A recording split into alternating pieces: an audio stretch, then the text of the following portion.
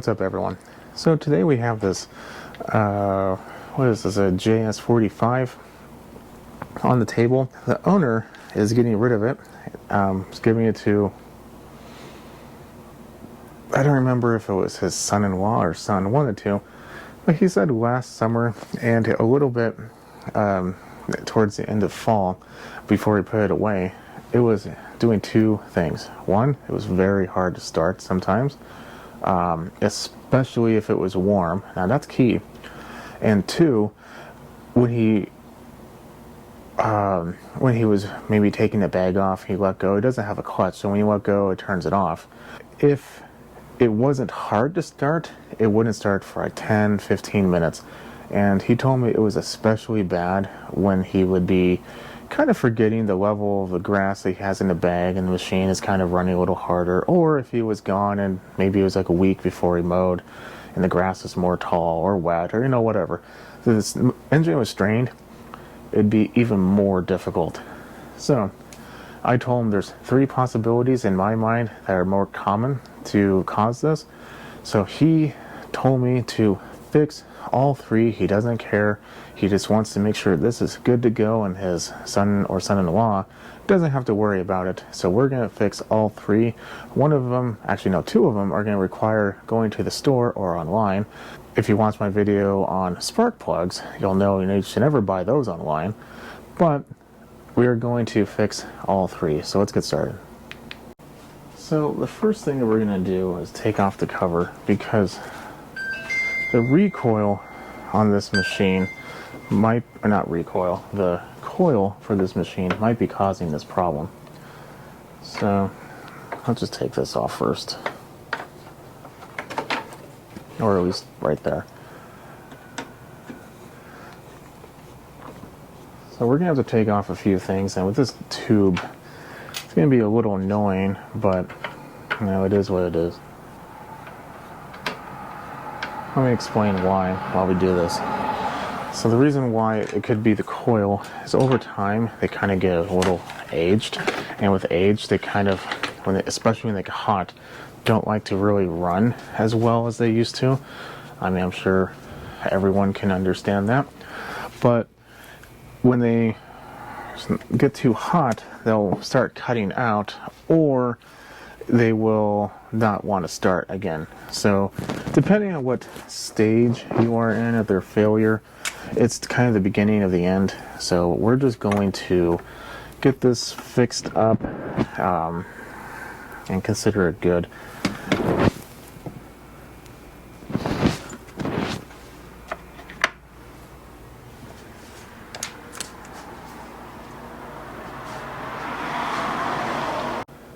So first things first, we're going to take off this air filter cover, give us more room. I guess that's the second. Air filter could be a little cleaner, but it's not horrible. I'm going to take off a couple of these 5/16 or 8mm.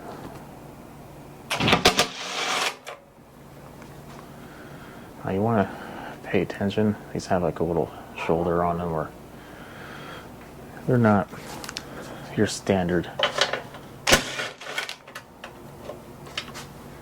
Could you use the standard type? Yeah, probably. But it's best not to. Okay, now this hopefully will just lift up out of place. The fuel line's going to get a little tight, but we just don't want to get it super tight where it actually comes undone or breaks something. We just need it to be loosened or moved out of the way enough to get it working. Okay, so at this point in time, we need to stop and get a towel, because we're going to move the dipstick, and this is very dirty.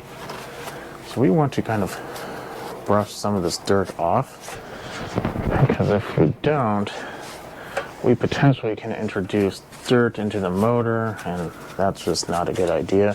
It doesn't have to be like off the showroom floor clean, but just the big stuff that would like to fall, we don't want it to.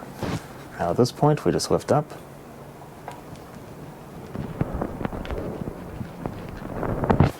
This one is getting a little bit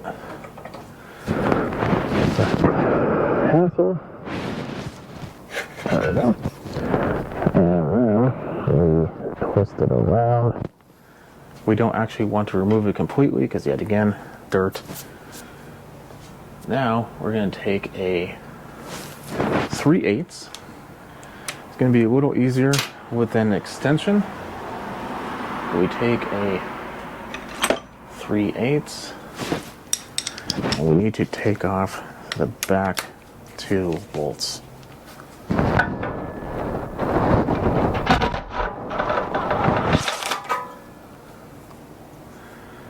You want to pay attention to the length because they are 2 different sizes.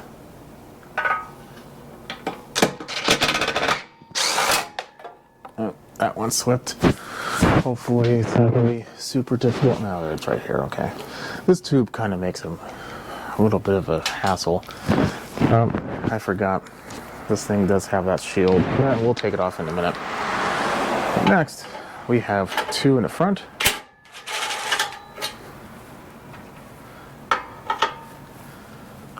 Actually, no, these on this engine are actually the same size. Interesting.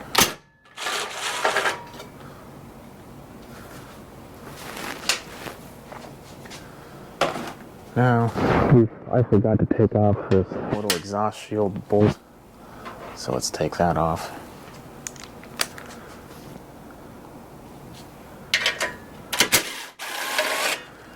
If anyone's unaware, if you don't know how to get the part we're going to install, the model number is right here. Just look up the model number.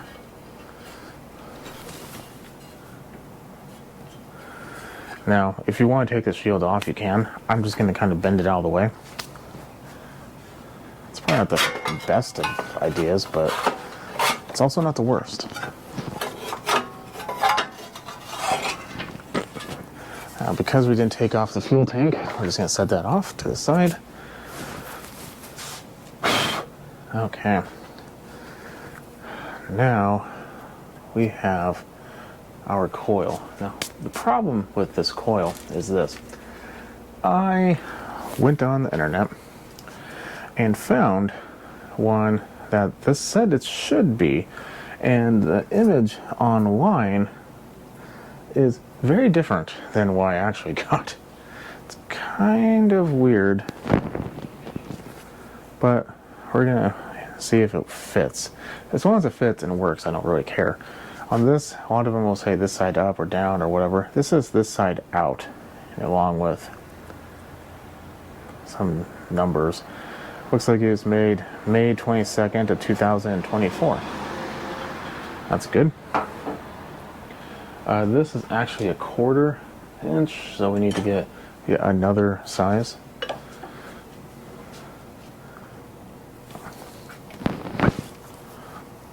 There we go.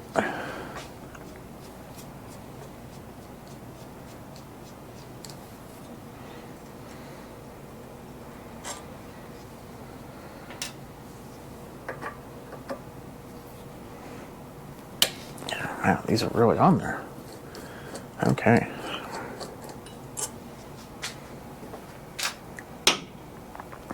So now we're going to disconnect the spark plug.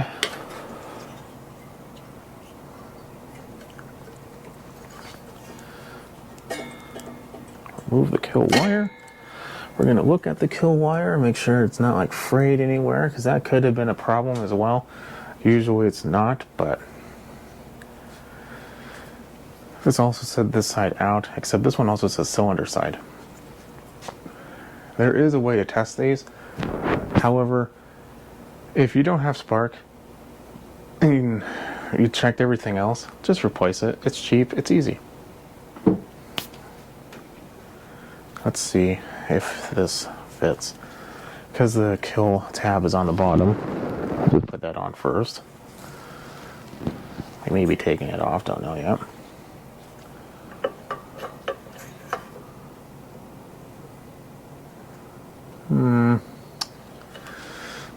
No, that one does not fit whatsoever. I have a feeling they sent the wrong part. Well, that is just insanely unfortunate.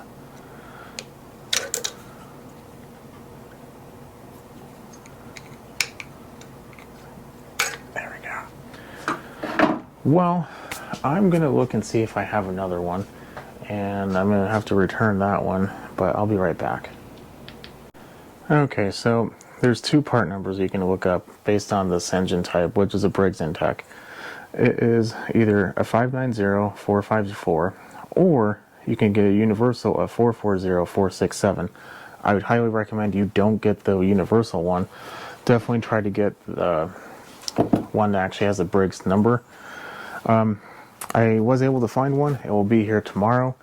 So unfortunately, we're not going to be able to continue until then. But for you, it's really not going to matter. It's the next day. Sorry, before we continue, if it's a little loud, my heater's on, and yeah. So hopefully it's not too bad. We now have our coil, and it fits the way it should. So let's go ahead and put the wire back on.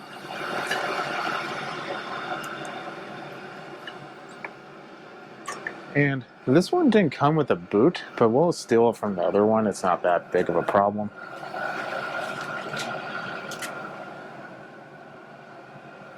We're going to start these by hand real quick here.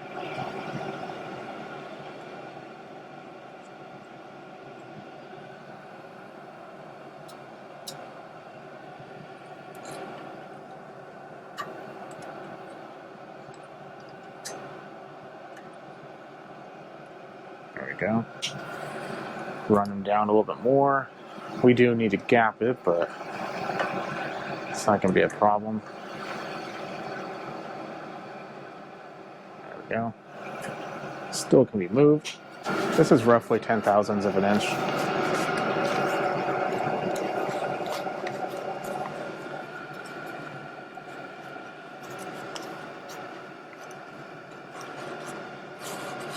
There we go. Now, the bail's on. That's not going to help us. Let's get a clamp. Clamp that down.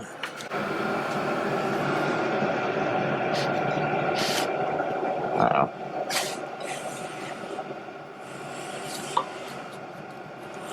There we go. Magnet is magneting.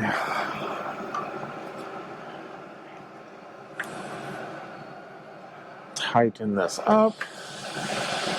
Now, we should have a brand new coil ready to be used.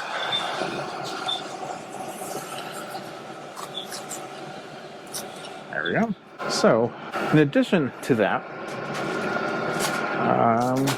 hoping I have it in my pocket. I do. The other thing that this could be causing it is a faulty spark plug. So what we're going to do is we're also going to be replacing said spark plug. The spark plug that came on this engine is a RC12YC. However, I couldn't find a champion, so I got an NGK equivalent. It's a BKR5E. It's just exactly the same as the other one, except it's just made by NGK. In fact, I'd prefer NGK to begin with. So I'm going to replace the spark plug. I'm going to put everything back together, and then we'll do the third and final thing. I didn't mention it, but this coil also says the exact same thing, this side facing out.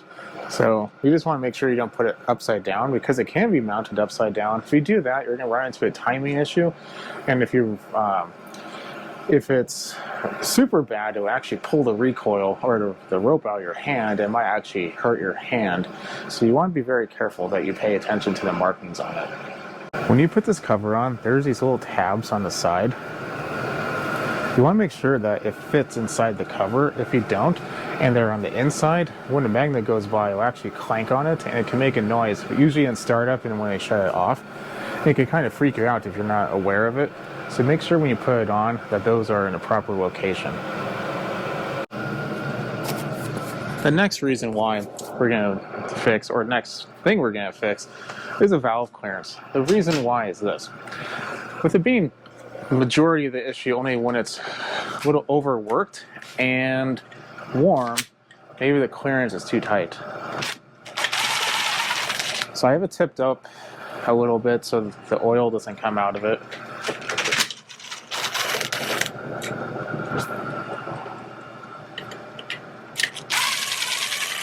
With these motors, I've noticed that they do require a little bit more of a adjustment than others. The newer ones also are kind of finicky, but these, you only have two possibilities. Either they are pretty much never, like, you're set and you're done, or it will need to be adjusted like every year. So maybe this one is the second. Oh, I put the boot on. So let's spin the motor.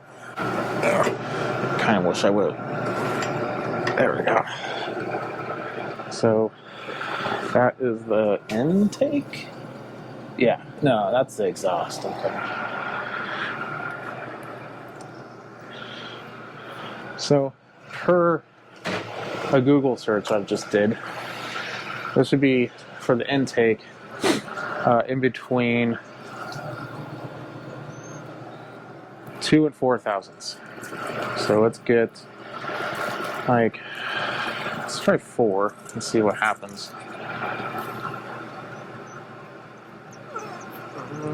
No, not really. Let's try 2.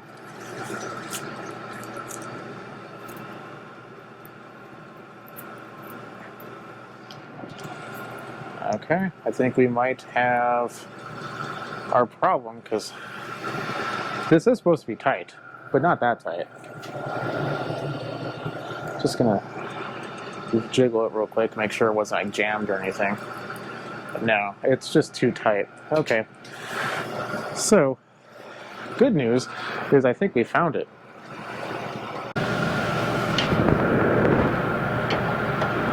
So we're gonna cheat, and we're just gonna do it the easy way. And then we'll tighten it up later. Still not quite there yet. So loosening is going to increase the gap, and tightening is going to decrease the gap. We're going to have to get an Allen.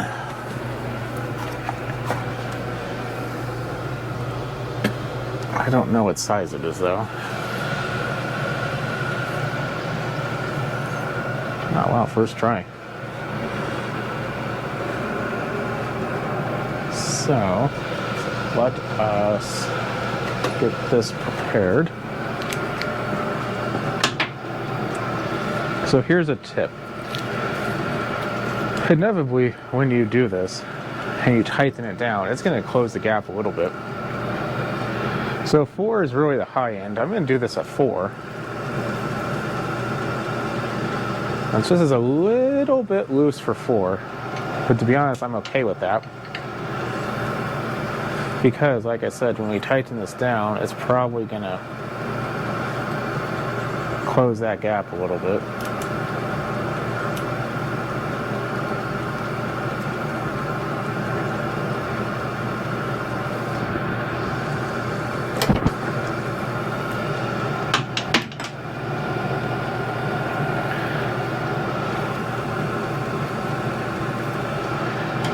Pretty good.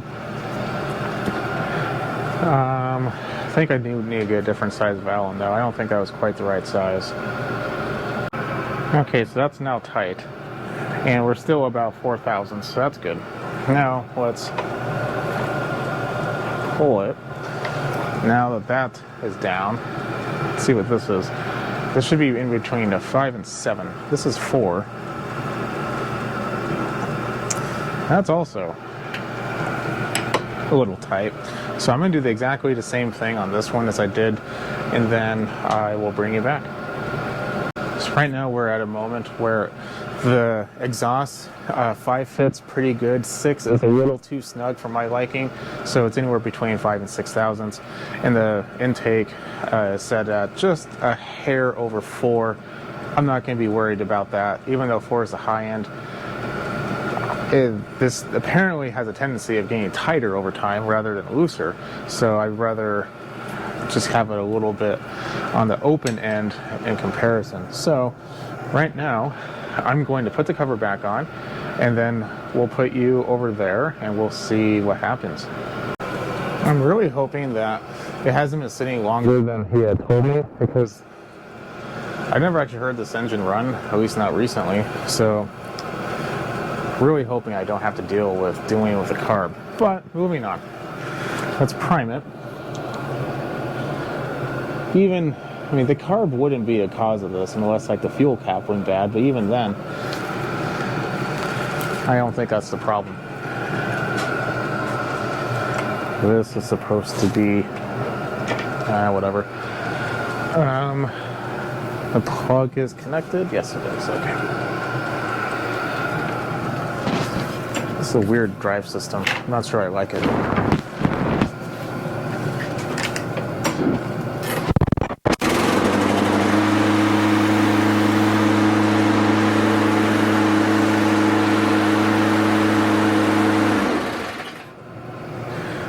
Okay.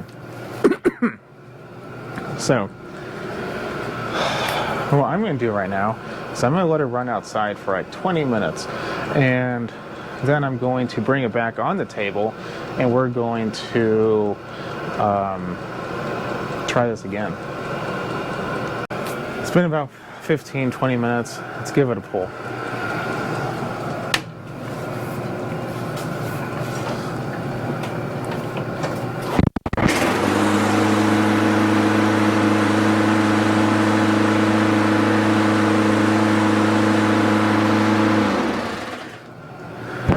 Okay, well, I'm going to consider that good to go.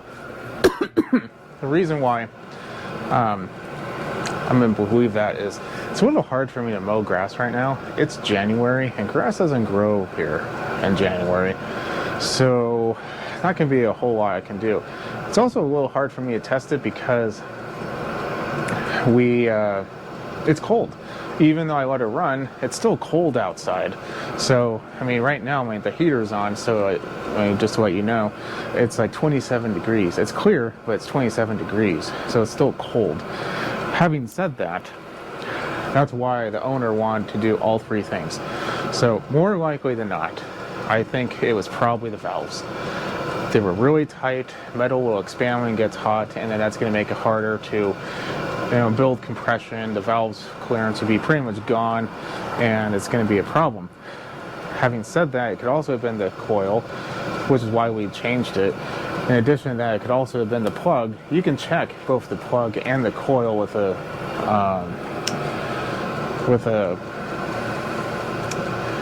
my mind just went blank. Multimeter. There we go. But it's just not worth it in my opinion. Plugs are cheap, the coil was cheap.